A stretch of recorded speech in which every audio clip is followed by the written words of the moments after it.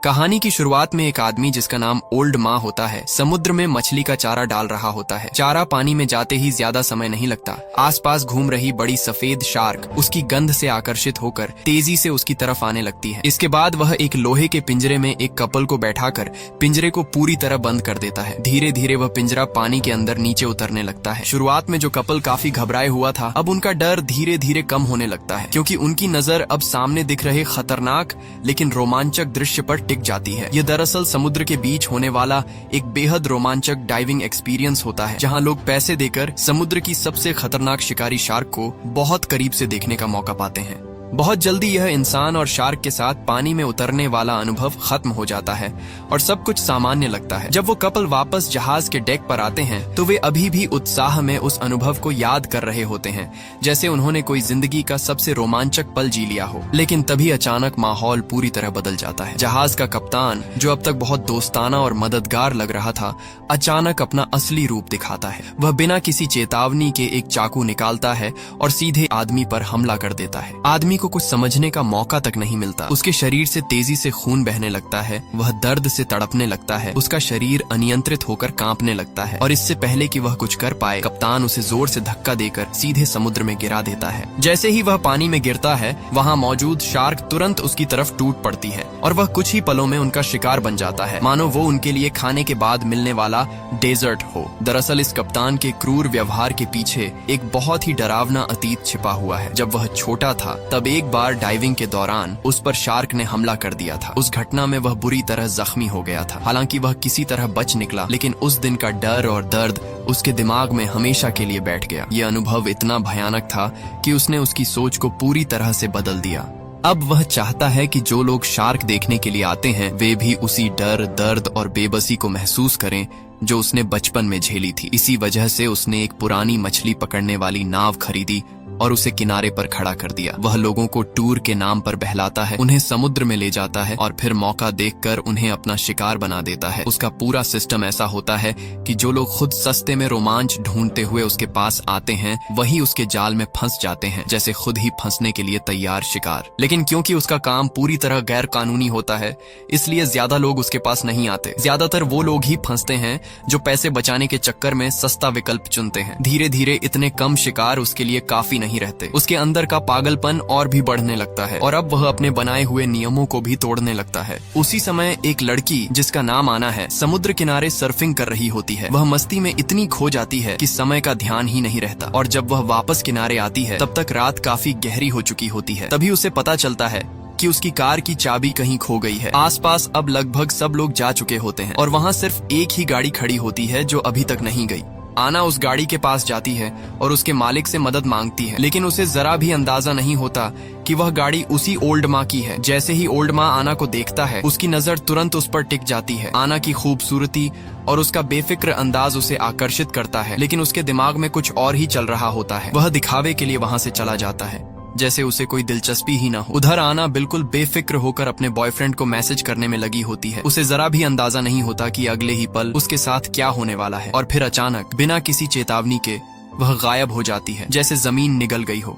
जब उसका बॉयफ्रेंड रेग उससे संपर्क नहीं कर पाता तो वह घबरा जाता है। वह उसकी लोकेशन के आधार पर उसे ढूंढने के लिए वहाँ पहुँचता है, लेकिन वहाँ आना का कोई निशान नहीं मिलता। वह बार बार उसे कॉल करता है, उम्मीद करता है कि शायद वह फोन उठाए, लेकिन तभी उसे एक अजीब चीज सुनाई देती है। फोन की घंटी एक कार के अंदर से आ रही होती है। उधर आना धीरे धीरे होश में आती है। जब वह अपनी आंखें खोलती है तो खुद को एक अंधेरे और बंद कमरे में पाती है। उसका शरीर एक लोहे के बिस्तर से हथकड़ी के जरिए बांधा हुआ होता है। वह घबराकर इधर उधर देखने लगती है, समझने की कोशिश करती है कि वह कहाँ है और उसके साथ क्या हुआ है। तभी उसकी नजर पास वाले बिस्तर पर जाती है, जहां एक और लड़की बंधी हुई होती है। ये लड़की वही पर्यटक लीसा होती है जो पहले ओल्ड माँ का शिकार बन चुकी है। लीसा उसे बताती है कि यहाँ से भागना नामुमकिन है। वह कहती है कि चाहे जितना भी चिल्लाओ, कोई भी उनकी आवाज नहीं सुन सकता, क्योंकि वे इस वक्त समुद्र के बीचों बीच हैं, जहाँ आस पास कोई नहीं है।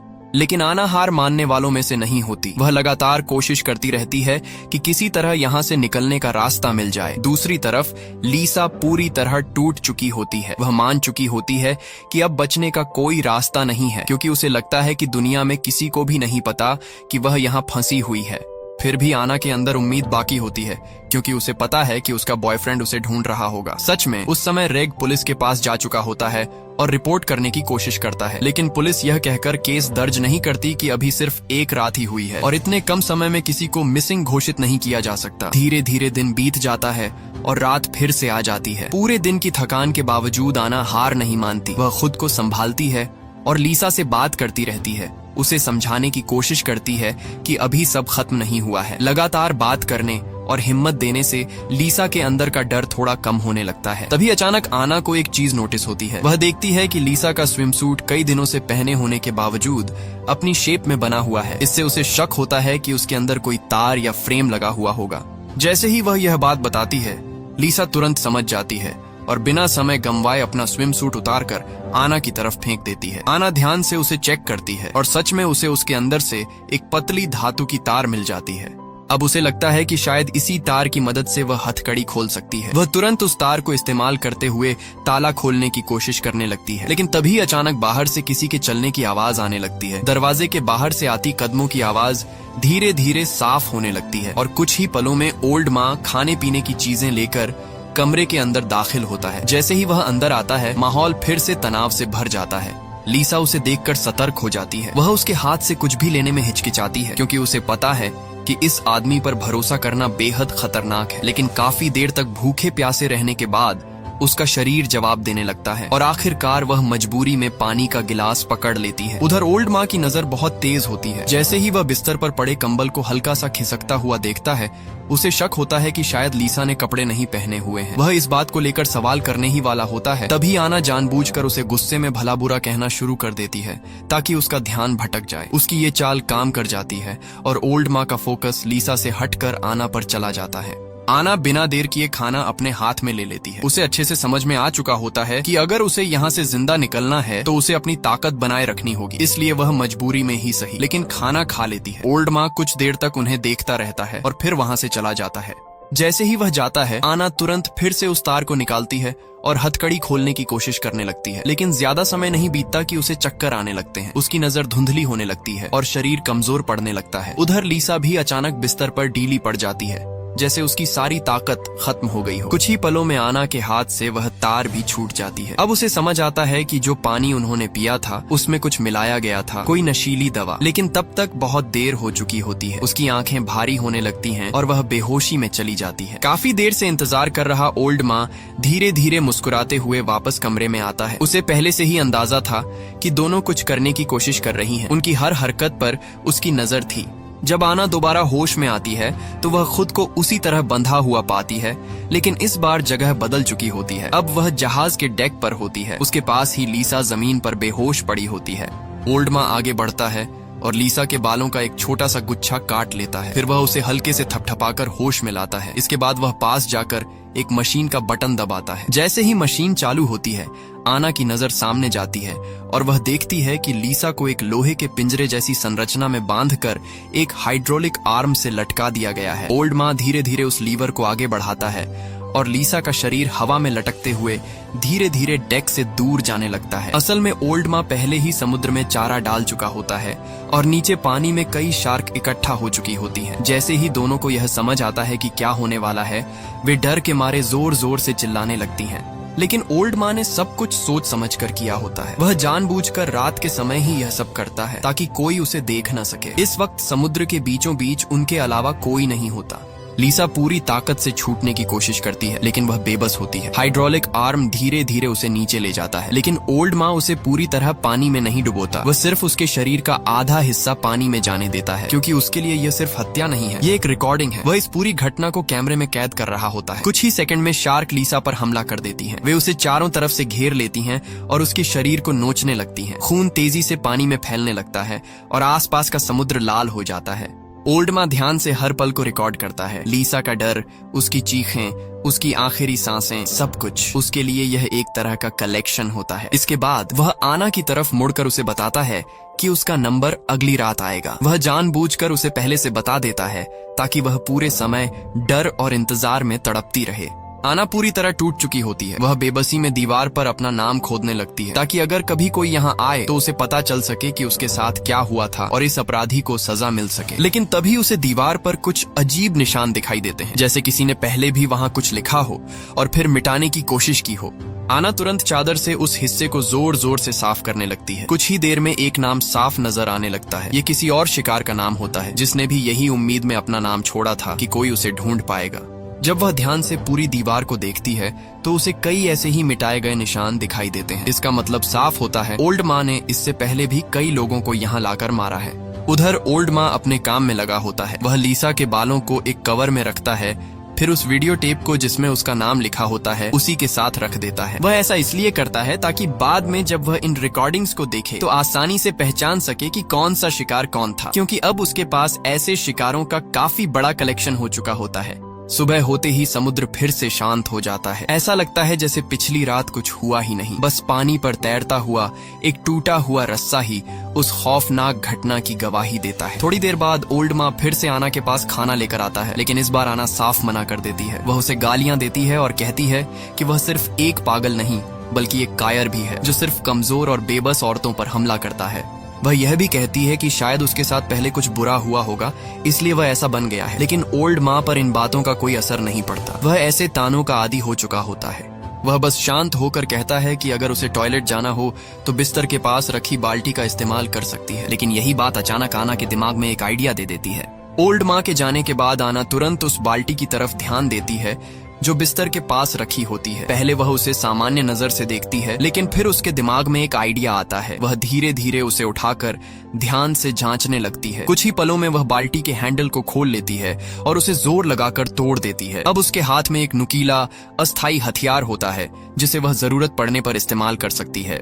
दूसरी तरफ ओल्ड माँ आराम से बैठकर खाना खा रहा होता है और साथ ही पिछली रात की रिकॉर्डिंग देख रहा होता है। वह उस दर्दनाक वीडियो को ऐसे देख रहा होता है जैसे कोई अपनी पसंदीदा फिल्म देखता है, लेकिन उसके चेहरे के भावों को गौर से देखने पर साफ समझ आता है कि अंदर से वह उतना शांत नहीं है जितना दिख रहा है। उसके अंदर कुछ और ही चल रहा होता है। धीरे धीरे समय बीतता है और फिर रात हो जाती है। ओल्ड माँ अब और इंतजार नहीं कर पाता। वह उत्साह में आकर फिर से अपनी तैयारी शुरू कर देता है। वह दवा तैयार करता है और सोचता है कि आज वह आना को भी उसी तरह खत्म करेगा जैसे उसने बाकी लोगों के साथ किया था। उसके मन में एक अजीब सा रोमांच और पागलपन साफ दिखाई देता है, लेकिन उसे यह बिल्कुल अंदाजा नहीं होता कि इस बार हालात उसके मुताबिक नहीं रहने वाले। जैसे ही वह कमरे का दरवाजा खोलकर अंदर आता है वह धीरे धीरे आना के पास जाने लगता है, शायद उसे फिर से बेहोश करने के इरादे से। लेकिन जैसे ही वह करीब आता है अचानक आना उस पर हमला कर देती है। वह पूरी ताकत के साथ उस पर टूट पड़ती है। ओल्ड माँ को संभलने का मौका तक नहीं मिलता और उसका सिर जोर से पास के लोहे के ढांचे से टकराता है। वह वहीं गिरकर बेहोश हो जाता है। आना को जैसे ही मौका मिलता है वह बिना समय गंवाए सावधानी से उसके पास जाती है। वह जल्दी जल्दी उसकी जेब टटोलती है और चाबी ढूंढ लेती है। फिर वह लगातार उसकी तरफ नजर रखते हुए अपने हाथों की हथकड़ी खोलने लगती है। कुछ ही सेकंड में वह खुद को आजाद कर लेती है। अब वह जल्दी से वहां से निकलने की कोशिश करती है, लेकिन जैसे ही वह उसका फोन उठाने की कोशिश करती है अचानक सबसे बुरा होने लगता है। ओल्ड माँ होश में आने लगता है। आना समझ जाती है कि अब उसके पास ज्यादा समय नहीं है। वह उसे दोबारा बांध नहीं सकती, इसलिए वह तुरंत वहां से भागने का फैसला करती है। वह तेजी से ऊपर की तरफ दौड़ती है। ओल्ड माँ भी पीछे पीछे उसका पीछा करता है। जैसे ही आना सीढ़ियों से ऊपर भागती है ओल्ड माँ उसके पैर पकड़ लेता है। आना किसी तरह खुद को छुड़ाने में कामयाब हो जाती है, लेकिन वह जानती है कि उसके शरीर में अभी भी दवा का असर है और वह ज्यादा देर तक नहीं टिक पाएगी। वह तेजी से भागते हुए जहाज के कंट्रोल रूम में पहुंचती है। वहां पहुंचकर वह रेडियो से मदद मांगने की कोशिश करती है, लेकिन उसे चलाना नहीं आता और रेडियो से सिर्फ अजीब सी खरखराहट की आवाज आती है। इसी दौरान दवा का असर और बढ़ने लगता है। उसका शरीर कमजोर होने लगता है, लेकिन तभी उसकी नजर दूर समुद्र में एक दूसरी नाव पर पड़ती है। उसे उम्मीद की एक किरण दिखाई देती है। वह खुद को संभालते हुए डेक तक पहुंचती है और पूरी ताकत से मदद के लिए चिल्लाने लगती है, लेकिन दूरी इतनी ज्यादा होती है कि उसकी आवाज वहां तक नहीं पहुंच पाती। उल्टा उसकी आवाज ओल्ड माँ का ध्यान अपनी तरफ खींच लेती है। अब उसके पास बचने का कोई रास्ता नहीं होता। धीरे धीरे पीछे हटते हुए आना जहाज के किनारे तक पहुंच जाती है। वह आसपास देखती है और तुरंत पास रखा महंगा कैमरा उठा लेती है ताकि जरूरत पड़ने पर खुद की रक्षा कर सके। लेकिन तभी उसे समझ आता है कि ओल्ड माँ इस कैमरे को बहुत महत्व देता है। ये उसके लिए सिर्फ एक चीज नहीं बल्कि उसका कलेक्शन है। आना बिना देर किए कैमरे को सीधे समुद्र में फेंक देती है। इसके बाद वह खुद भी बिना सोचे समझे समुद्र में कूद जाती है। उसके दिमाग में एक ही बात चल रही होती है, अगर मरना ही है तो शार्क के हाथों मरने से अच्छा है कि वह खुद डूब जाए।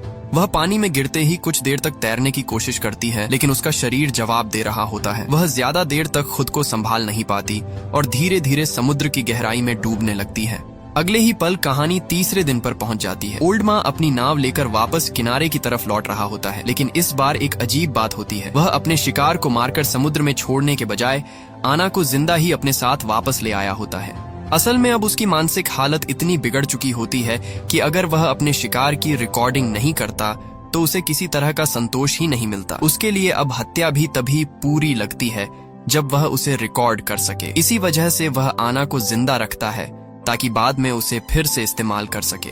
उधर आना को भी अब उसकी इस आदत का अंदाजा हो चुका होता है। वह समझ जाती है कि यही उसकी एकमात्र उम्मीद हो सकती है। अगर वह सही समय का इंतजार करे तो शायद वह मदद के लिए संकेत भेज सके। जब नाव किनारे के पास पहुंचती है तब आना पूरी तरह से बंधी हुई होती है, लेकिन वह लगातार लोहे की सलाखों पर जोर जोर से मारकर आवाज करने लगती है ताकि कोई उसे सुन सके।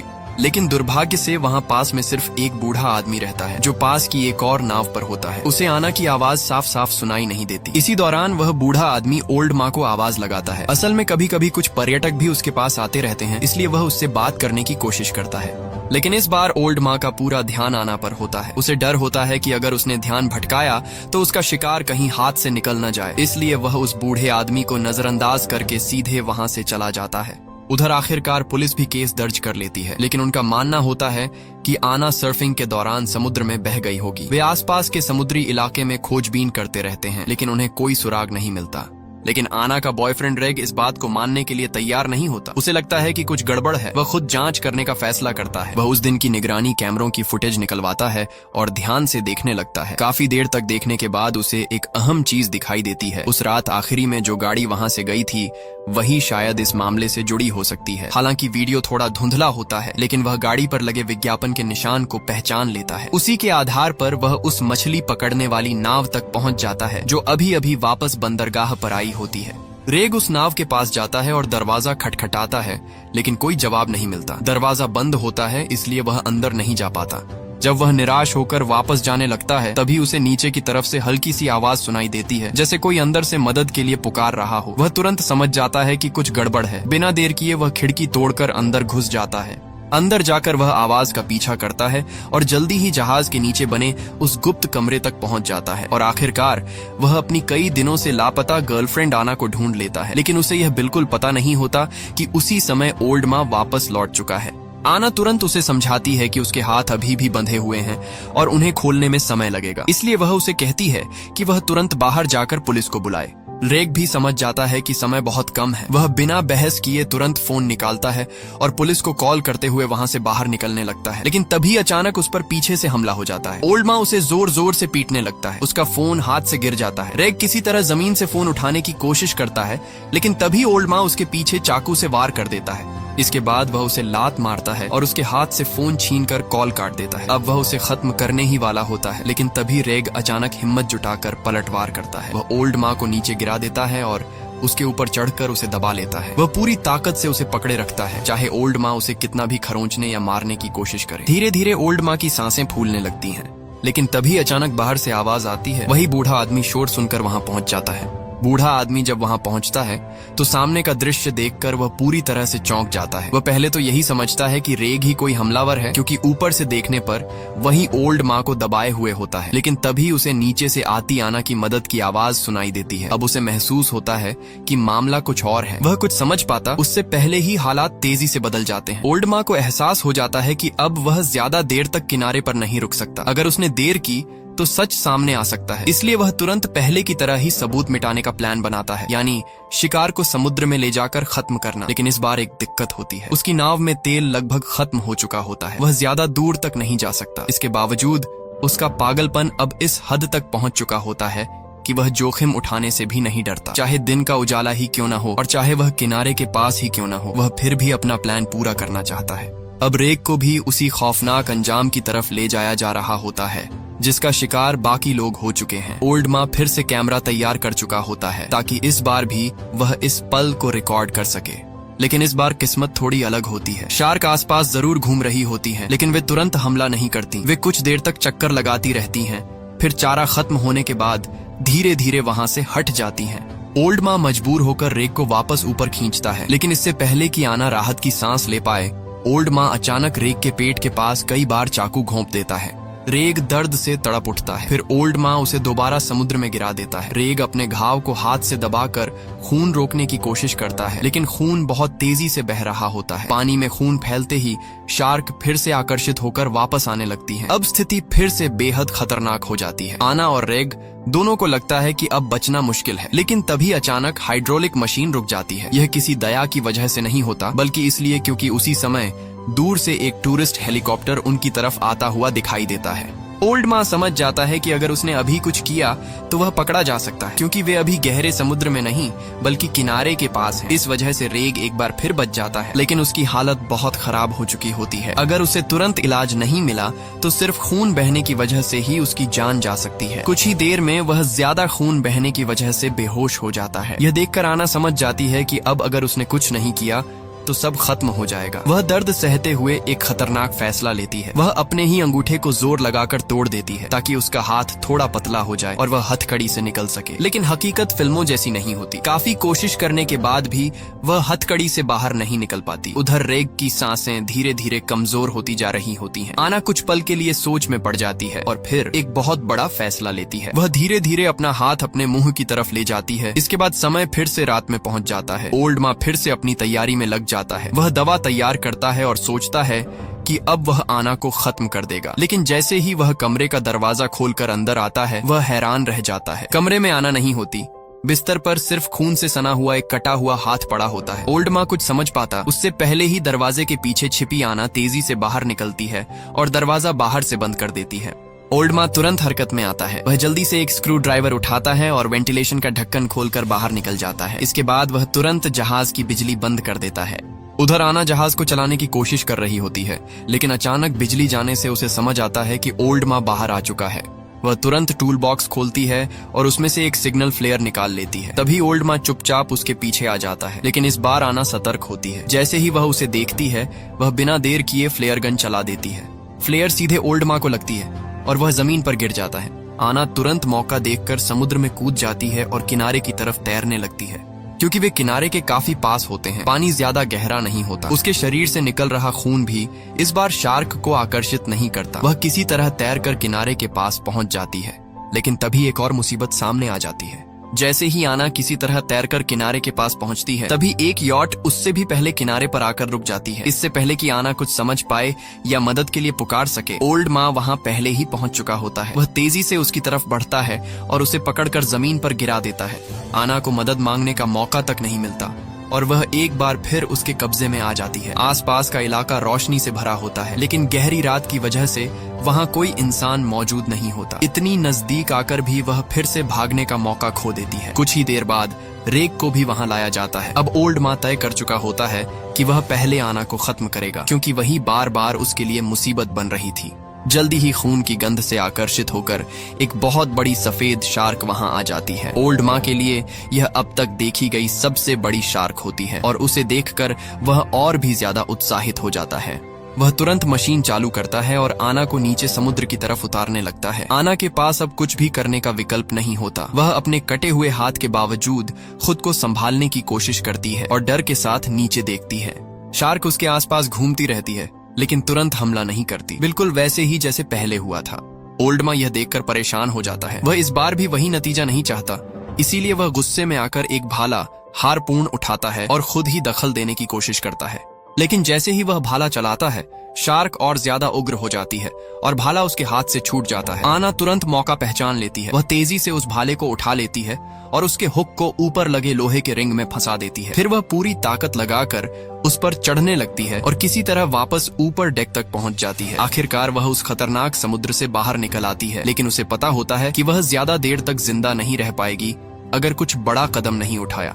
वह बिना देर किए अपने शरीर से बंधी पट्टियां खोलती है और फिर से पानी में कूद जाती है। इस बार वह अपने घाव को कसकर दबाए रखती है ताकि ज्यादा खून न निकले। शार्क फिर से उसकी तरफ आकर्षित होती है, लेकिन इस बार वह उस पर हमला नहीं करती। शायद वह पहले ही खा चुकी होती है। यहीं पर एक सच्चाई सामने आती है। शार्क सिर्फ अपने स्वभाव के अनुसार काम करती है, वह कोई बुरी या क्रूर चीज नहीं है। असली खतरा तो इंसान होता है जो जानबूझकर दूसरों को नुकसान पहुंचाता है। आना इस मौके का फायदा उठाती है और दूसरी तरफ से जहाज पर चढ़ जाती है। वह चुपचाप एक फिशिंग बॉक्स उठाती है। उधर रेग अभी भी जहाज के किनारे पड़ा होता है। उसकी हालत बेहद खराब होती है। समुद्र अचानक बहुत शांत लगने लगता है और आना को कुछ अजीब महसूस होता है, लेकिन इससे पहले कि वह कुछ सोच पाए, वह तुरंत फैसला लेती है और फिशिंग गन से ओल्ड माँ पर हमला कर देती है। ओल्ड माँ घायल हो जाता है और घबराकर ऊपर चढ़ने की कोशिश करता है, लेकिन तभी अचानक एक बड़ी सफेद शार्क पानी से उछलकर उसे अपने मुंह में दबोच लेती है। कुछ ही पलों में वह उसी मौत का शिकार बन जाता है जो वह दूसरों को देता आया था। और जो कैमरा हमेशा उसके शिकारों की मौत रिकॉर्ड करता था, वह इस बार उसके अपने आखिरी पल को रिकॉर्ड कर रहा होता है। यहीं पर इस पूरी कहानी का अंत हो जाता है।